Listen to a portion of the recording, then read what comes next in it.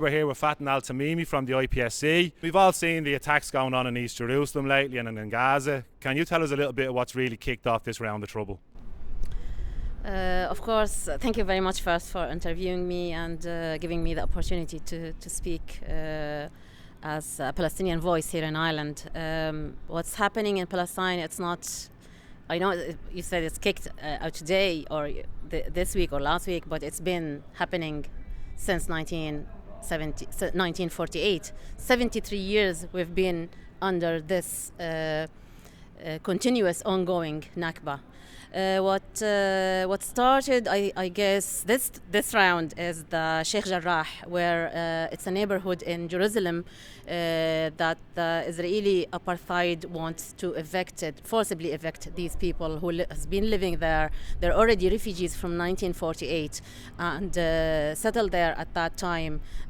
So the Jewish illegal settlers, they claim that they have the right to live in these houses and evict these Palestinians out of it. So that started it, and then the attack on AlAqsa Mosque, where the Palestinians were praying in the holy month of Ramadan, the holiest month of the year, doing their worship, and they were attacked by the illegal settlers and of course backed up by the Israeli army, because of they wanted to do their own celebration at Al-Aqsa Mosque. So they started attacking the worshippers there.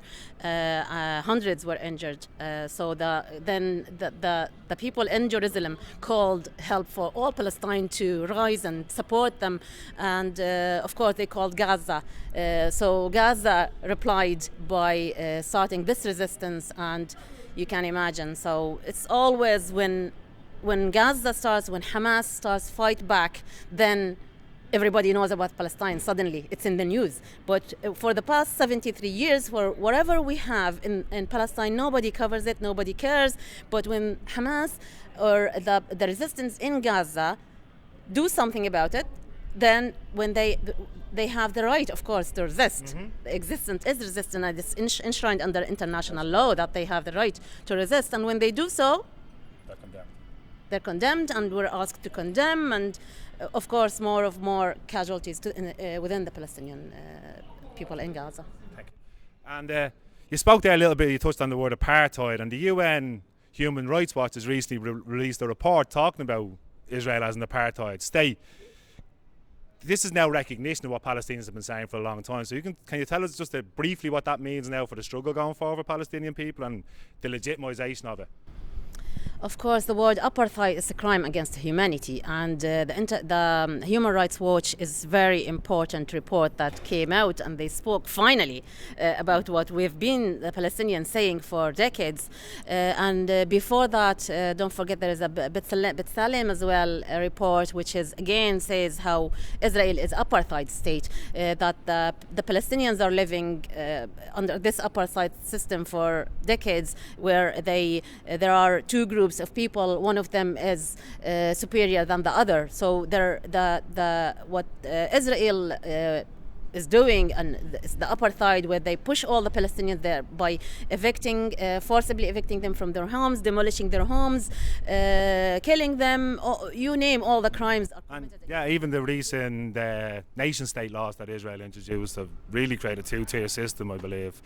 Yeah. Exactly. So this report is really important for everybody to read and highlight and push it to the public. Everybody should know about it and push the government to do something as well about it. Okay. And finally, Fatin, we know there's a boycott, divestment, sanctions campaign that started roughly about 10 years ago, I think, by the Palestinian civil society. So can you tell us what we can do here in Ireland as a society to support this cause, and any other actions we can take in support the Palestinian people? Of course, this BDS movement call, it's the Palestinian Civil Society call in 2005. It started. So it's more than 15 years has been there, and we ask all people. We in the IPSC fully support the BDS movement, follow the Palestinians' voices to justice, freedom, equality, and for the Palestinian people. So to end this apartheid system, to end this occupation, to give the Palestinians the right of return. We we're asking everybody to support the boycott, divestment, and sanction until Palestinians have their freedom. Finally, on that, just to say to anybody that's watching this video, get involved with the Irish Palestinian Solidarity Campaign. You can find them online on their website, Facebook, I'm sure Twitter, and all the other. www.ipsc.ie